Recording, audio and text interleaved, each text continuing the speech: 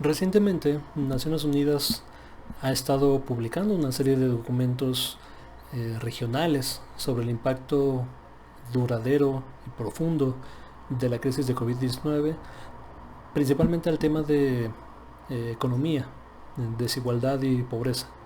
Evidentemente sacó uno para América Latina y el Caribe, y la perspectiva no es muy alentadora, que digamos.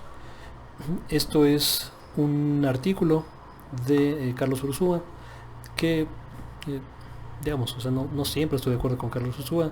De hecho, frecuentemente estoy en desacuerdo con sus políticas económicas o lo que propone, pero no nos vamos a meter a sus opiniones como tal, sino a los datos que presenta. Dice, en un reciente informe de las Naciones Unidas se estima que en 2020 el porcentaje de mexicanos en situación de pobreza crecerá de 41.5% en 2018 a 50.3%, mientras que el porcentaje de mexicanos en situación de pobreza extrema se incrementará de 10.6 a 18.2%. Estas cifras se pueden presentar de manera más precisa, aunque también más estremecedora. Debido a la crisis, el número de mexicanos pobres se incrementará en más de 11 millones, entre los cuales el número de mexicanos que vivirán básicamente la indigencia se incrementará en más de 9 millones. Los datos anteriores fueron entresacados del informe El impacto del COVID-19 en América Latina y el Caribe, el cual acaba de ser publicado por las Naciones Unidas. El reporte es este de acá, ¿no? El impacto del COVID-19 en América Latina y el Caribe. Chequé los datos y efectivamente, acá está México, ¿no? Con la proyección al 50.3%, y acá está México de nuevo con 18.2 puntos porcentuales en pobreza extrema. Ahora, Carlos Ursúa omite, ¿no?, señalar algunas de las recomendaciones que da este informe de manera conveniente, diría yo, pero bueno, los datos ahí están, y la proyección que hace Carlos Ursúa es correcta. Si esto se llega a dar, serían 11 millones de mexicanos y mexicanas más en la pobreza a partir de de la crisis de COVID-19. Lo cual es extremadamente triste, es dramático. Y aquí se ha dicho en múltiples ocasiones que, si bien la respuesta en salud, o sea, no ha sido perfecta, pero se ha, creo yo, hecho lo mejor posible con las condiciones históricas, ¿no?, de abandono en el sector salud que teníamos, de fragmentación, la tendencia privatizadora, la escasez de personal, de servicios, de insumos, o sea, de medicinas, de instalaciones. O sea, en todo el país teníamos esa situación, y aún así se ha prevenido una tragedia más grande de la que está haciendo, por lo menos en términos de salud, ¿no? Evidentemente los números son dramáticos y no se pueden esconder, pero hay que revisar los temas estructurales y no pensemos que, o sea, digamos, es injusto comparar, yo diría, la situación de México con la de Alemania, Italia, ¿no?, España, porque no estamos en las mismas condiciones, ni de salud, ni de economía, pues ni de cobertura de salud. Entonces, cuando se hagan ese tipo de análisis, hay que tener mucha atención a las minucias. Entonces, yo en general sí rescataría la rápida respuesta y planeación que se tuvo en el sector salud, pero en la cuestión económica me parece que sí hay mucho por hacer y las acciones se han quedado cortas. De las acciones que ha hecho el gobierno mexicano, se han ceñido o limitado a los programas sociales que ya existían, ya sea que solamente se hayan adelantado los pagos de programas sociales que ya estaban presupuestados, o se hayan expandido en forma de deuda. Eso es todo lo que se ha hecho para la atención a personas en situación de vulnerabilidad. Que digo, no quiero menospreciar este tipo de cuestiones porque son importantísimas.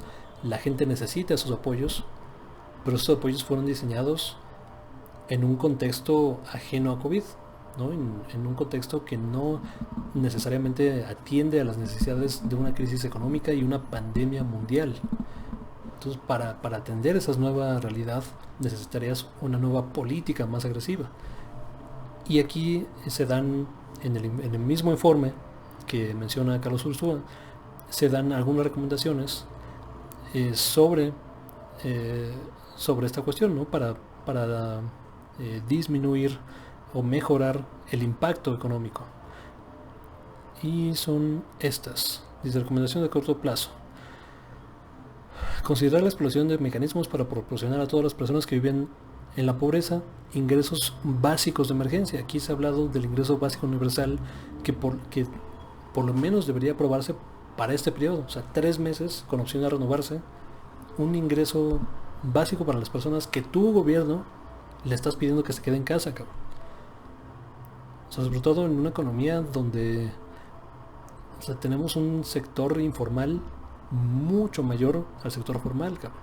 O sea, para el sector formal era muy fácil hacerlo como se hizo en Alemania, por ejemplo, en Reino Unido, donde el gobierno costeó una proporción de los salarios de las personas a quienes le dijiste que se quedara en casa. Y de esa forma la transición es mucho más ordenada. Digo, para empezar, le quitas el incentivo a las empresas de despedir gente, ¿no? Y ese subsidio evidentemente va atado a no despidas a nadie, cabrón. O sea, si te estoy pagando una proporción de los salarios de tus personas, lo mínimo que puedes hacer es no despedir a nadie. O sea, eso es, ¿no?, el sentido común. Y el incentivo para las personas de salir a la calle se reduce, o sea, dramáticamente, porque el incentivo es generar recursos, ¿no? Pero si tienes tu ingreso asegurado, pues no pasa nada, no te quedas en casa, o sea, no tienes pretexto para no quedarte en casa. Eso es para el lado formal, que además perdimos millones de empleos formales en este periodo. Esos empleos se pudo haber prevenido su pérdida, no se hizo. Para el sector informal, por lo menos en las comunidades más afectadas por COVID, que es donde más necesitas que la gente se quede en casa, podías hacer un programa emergente, cabrón. O sea, digo, para empezar, la luz, ¿no? Y o sea, cosas que dependen del gobierno, ¿no? Como ¿cómo se llama? La tenencia, la luz, el agua, o sea, esos servicios suspenderlos por este periodo y tú asumir el costo de esos servicios como gobierno. Ahora, digo, esa es una de las recomendaciones, ¿no? Otra: garantizar el pleno acceso de todos quienes necesitan asistencia humanitaria y servicios básicos. Esto es parte de lo que se está haciendo. Eso de capacidades productivas no me gusta tanto, pero bueno. Respuesta multilateral, o sea, la solidaridad internacional, promover sistemas de bienestar integrales, promover políticas industriales y tecnológicas sostenibles, revisar los sistemas tributarios progresivos, que esto es algo que aquí se habla constantemente. Necesitamos hacer una reforma fiscal profunda para atender la desigualdad del país, pero profunda, cabrón. Entonces, sistema progresivo significa que quienes menos tienen no solamente no pagan impuestos, sino tú les das una proporción, ¿no? O sea, le regresas más dinero del que pagaron o tendrían que pagar para ese ejercicio. Y a quienes más tienen, pues evidentemente les vas cobrando progresivamente más. Hoy en día tenemos un sistema fiscal que considera a las personas que tienen un ingreso alto, digamos, de 100,000 pesos al mes, que eso puede responder a que tienen, no sé, una fábrica, no son empleadores, tienen una industria pequeña o mediana, digo, normalmente mediana, para manejar ese nivel de ingresos. O sea, tiene a esos medianos empresarios y empresarias al mismo nivel que Carlos Slim, cabrón, que Salinas Pliego, que Emilio Azcárraga, o sea, banqueros, financieros, o sea, están en el mismo, o sea, le estás cobrando lo mismo de impuesto a los dos y son universos distintos completamente, güey. Bueno, también habla de sostenibilidad medioambiental, preservar ecosistemas naturales terrestres marítimos estratégicos y promover la integración económica regional, ¿no? Estas son algunas de las recomendaciones que plantea, pero el hecho es que en México falta mucho por hacer en temas de desigualdad económica y la perspectiva de la trayectoria que estamos llevando no es del todo positiva en este sentido. Digo, México no es único en la crisis de COVID. Evidentemente toda la región está sufriendo, todo el mundo está sufriendo, pero estas medidas se pueden disminuir, estos efectos se pueden disminuir, se puede mejorar materialmente la calidad de vida de las personas si se atienden desde la política pública. Y el gobierno, en muchos sentidos, está siendo reacio a tomar la responsabilidad y asumir el costo político y el costo social de hacerlas. Bueno, díganme por favor qué opinan de todo esto. Ups, quería poner mi texto, ahí está.